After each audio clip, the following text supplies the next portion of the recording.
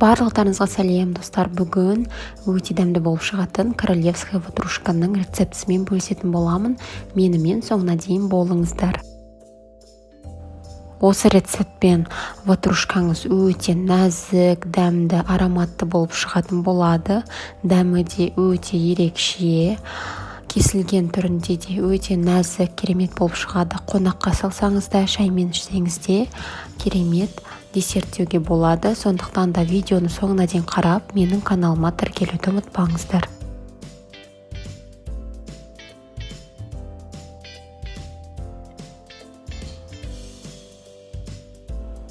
Бізге қажетті заттар: 500 грамм творог, 450 грамм ұн, 200 грамм маргарин, 4 жұмыртқа, қамырына 140 грамм қант және де салмасына 100 грамм қант керек, бір кішкентай қасық разрыхлитель шым-шым тұз бен ванилин. Қамырымызды жасауға кірісеміз. Ол үшін яғни ұнымызға күштен өткізілген майымызды қосып, одан кейін шым-шым тұзымызбен қантымызды, қосқышымызды қосып, барлығын жақсылап қолымызбен араластырып аламыз. Яғни крошка болу керек. Яғни видеоға қарасаңыздар болады. Барлығы түсінікті деп ойлаймын.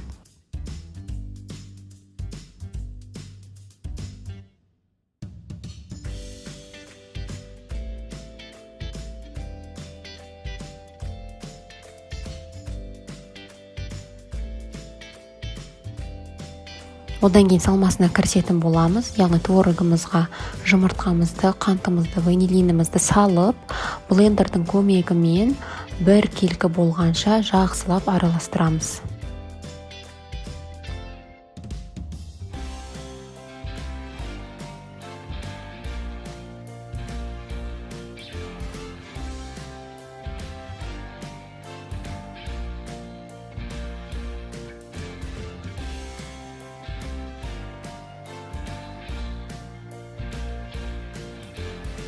Салмамыз дайын болғаннан кейін формамызды маргаринмен жағып шығамыз.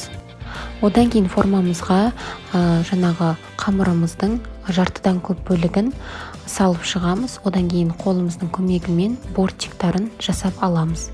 Видеода барлығы көрсетілген.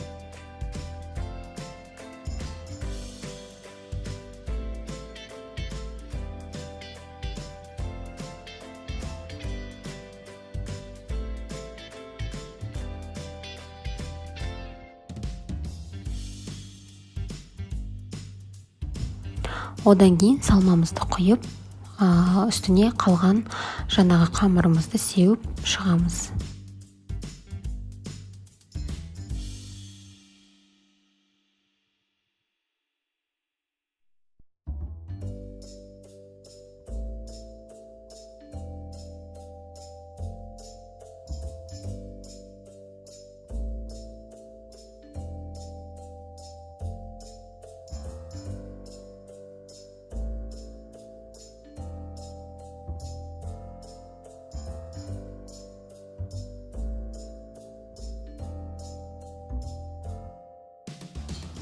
Дайын болған ватрушкамызды 180 градуста 40 минутта қызып тұрған пеште пісіріп аламыз. Мінекей осындай керемет ватрушкамыз дайын болады. Барлықтарыңызға ас болсын. Менің каналыма тіркеліп, лайк, комментарий қалдыруды ұмытпаңыздар. Менімен бірге әрі қарайда болуларыңызды сұраймын.